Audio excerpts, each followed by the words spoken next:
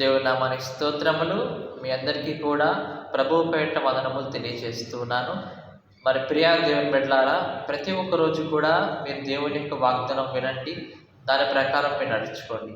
మరి ఈరోజు మనతో దేవుడు ఒక మంచి వాగ్దానం ద్వారా మాట్లాడబోతున్నాడు. ఆ వాగ్దానం ఏంటో మనం చూద్దాం.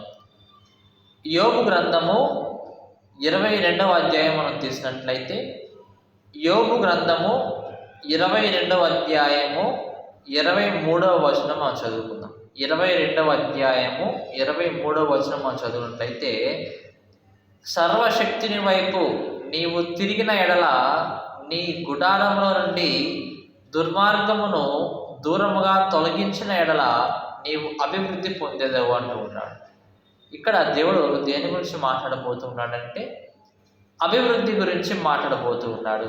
మనం దేవుల్లో ముందుకు వెళ్ళటము, అలాగే ఈ లోకపరంగా కూడా మనం అభివృద్ధి పొందటం గురించి దేవుడు మాట్లాడబోతున్నాడు. ఏం చేయాలి అభివృద్ధి పొందాలంటే? రెండు పనులు చేయాలి. ఏంటంటే సర్వశక్తిని వైపు నీవు తిరగాలి. రెండవదిగా నీ గుడారంలో ఉన్నటువంటి ఆ దుర్మార్గతను నువ్వు ఏం చేయాలి? వెళ్ళగొట్టేసేయాలి.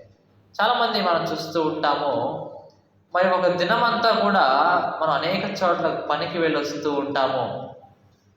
ఏమంటే పనికి అంతా వెళ్ళొస్తూ ఉంటాం, అనేక మందితో మాట్లాడుతూ ఉంటాము, మరి ఎంతో మందితో వాదనలోకి వెళ్తూ ఉంటాము.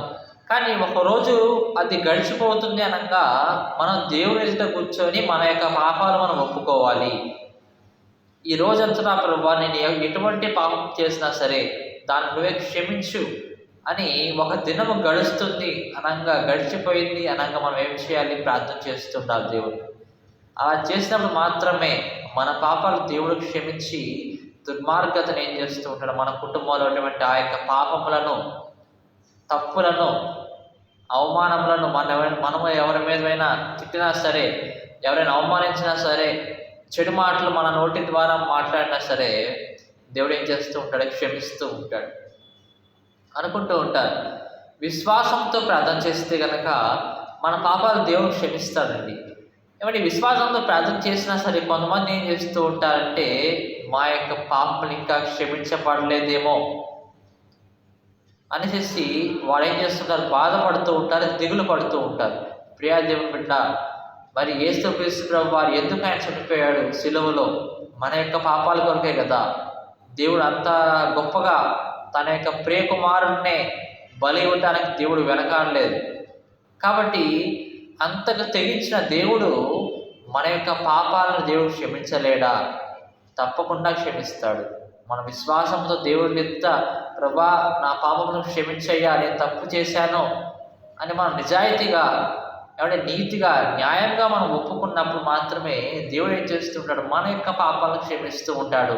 ఒక మాట ఉన్నది, మరి ఎన్నడూ కూడా నీ యొక్క పాపం నేను జ్ఞాపకం చేసుకోను. ఒక్కసారి క్షమించిన తర్వాత మరి ఎన్నడూ కూడా నేను నీ యొక్క పాపం నేను జ్ఞాపకం చేసుకోను అంటున్నాడు దేవుడు. అలాగే దేవుని వైపు మనం తిరగాలంట. కాబట్టి దేవుని వైపు మనం చూడాలంట. లోకంలో ఉన్నప్పుడు ఎన్నో సమస్యలు, ఇబ్బందులు వస్తూ ఉంటాయి. అప్పుడు మనం ఏం చేయాలి? దేవుని వైపు మనం చూడాలి. కాబట్టి దేవుని వైపు మనం చూసి దేవుడినే మనం సహాయం అడగాలి. ఇంకెవరిని అడగడానికి వీలు లేదు. ఆ చిన్న సమస్య అయినా, పెద్ద సమస్య అయినా సరే ఏంటంటే కనుక మరి దేవుడిని అడగాలి, కానీ ఇంకెవరు అడగడానికి వీలు లేదండి. మనం దేవుని బిడ్డలం. మనం చూస్తే పాపం మనం ఒప్పుకున్న తర్వాత దేవుడు మరలా వాటిని ఎప్పుడు కూడా జ్ఞాపకం చేసుకోడు. ఒక ఉదాహరణగా మనం తీసుకుంటే కనుక, మనం కోర్టులో ఒక కేసు వేసాము.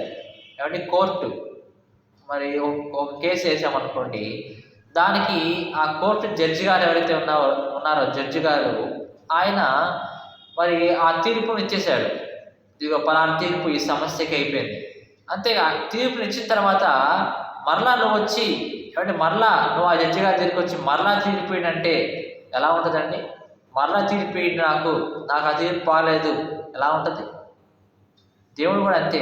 ఒకే ఒక్కసారి దేవుడిని తీర్చిన తర్వాత, నీ యొక్క పాపంలో దేవుడు క్షమించిన తర్వాత మరలా నువ్వు ఏం చేయకూడదు? బాధపడాల్సిన అవసరమే లేదు. సంతోషంగా ఉండు. మరలా ఇంకొక రోజు వస్తూ ఉంటుంది. ఆ ఇంకొక రోజులో నువ్వు తెలిసి తెలియకుండా కొన్ని తప్పులు చేస్తూ ఉన్నావు అనుకో, మరలా ఆ రోజు కూడా నువ్వు ఒప్పుకోవాలి. అలా ప్రతి ఒక్క దినం కూడా మన పాపాలను మనం ఒప్పుకుంటూ ఉండాలి. ఎందుకంటే కొన్నిసార్లు మనం తెలియకుండానే కొన్ని తప్పులు చేస్తూ ఉంటాం. మరి అవి తప్పులే కదా, వాటికి ఎవరు మరి పాప క్షమాపణ ఇస్తూ ఉంటారు? వాటి కొరకు ఎవరు మరి అడుగుతూ ఉంటారు క్షమించమని? నువ్వే అడగాలి. తెలియకుండా చేసావు కొన్ని పాపాలు, అంతే, నువ్వు ప్రార్థన చేసుకోకుండా పడుకున్నావు. నేనేం తప్పు చేయలేదు కదా, నాకేం తెలియదు కదా, నేను చక్కగా ఉన్నా, దేవుళ్ళ నీతిగా ఉన్నాను అని చెప్పేసి నువ్వు ఏం చేయకుండా పడుకున్నావు అనుకోండి, రేపటి రోజున దేవుడు లెక్క చెప్పాల్సి వస్తూ ఉంటుంది. కాబట్టి తెలియకుండా కొన్ని మనం పాపాలు చేస్తూ ఉంటాం. కాబట్టి వాటి గురించి కూడా మనం ఏం చేయాలి? దేవుని ఎదురుకు వచ్చి మనం విచారణ చేస్తూ ఉండాలి. అప్పుడు దేవుడు ఏం చేస్తాడు? మన కుటుంబంలో ఉన్నటువంటి ఆయన దుర్మార్గం తొలగించి మనకి ఆయన అభివృద్ధి ఇచ్చేవాడుగా ఉంటూ ఉన్నాడు. మనం ఎవరి వైపు తిరగాలంట? దేవుని వైపు మనం తిరగాలి. ఆయన వైపు తిరిగినప్పుడు మాత్రమే ఆయన మనకు సహాయం చేయవాడుగా ఉంటూ ఉన్నాడు. బైబిల్లో అనేక మంది ప్రవక్తలు, భక్తులు అందరూ కూడా దేవుని వైపు మాత్రమే తిరిగారు. తిరిగి అనేక యుద్ధాల్లో వాళ్ళు గెలిచారు. అనేక రోగాల నుంచి వాళ్ళు బయటపడ్డారు. అనేక సంవత్సరములు వాళ్ళు ఆయుష్ పొందుకున్నారు దేవుని వైపు తిరిగి.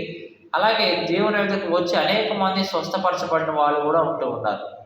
కాబట్టి ఇన్ని సంవత్సరాలు, ఇంతకాలము ఏమంటే దేవుడు మనకి సహాయం చేస్తూనే ఉన్నాడు. ఏవైతే సమస్యలు వస్తూ ఉన్నాయో అవన్నీ కూడా తీరుస్తూనే ఉన్నాడు. కాబట్టి ఇప్పుడు నీకున్నటువంటి సమస్య కూడా దేవుడు తీరుస్తాడు ఖచ్చితంగా. విశ్వాసం మాత్రం ఉంచి దేవుని వైపు తిరిగి నీ యొక్క పాపములు ప్రతి ఒక్క రోజును ఒప్పుకొని ఏం చేయాలి? మనం అలాగే దేవుడిలో ముందుకు వెళ్తూ ఉండాలి. దేవుడి యొక్క వాగ్దానం దీవించి ఆశీర్వదించును గాక. ఆమేన్.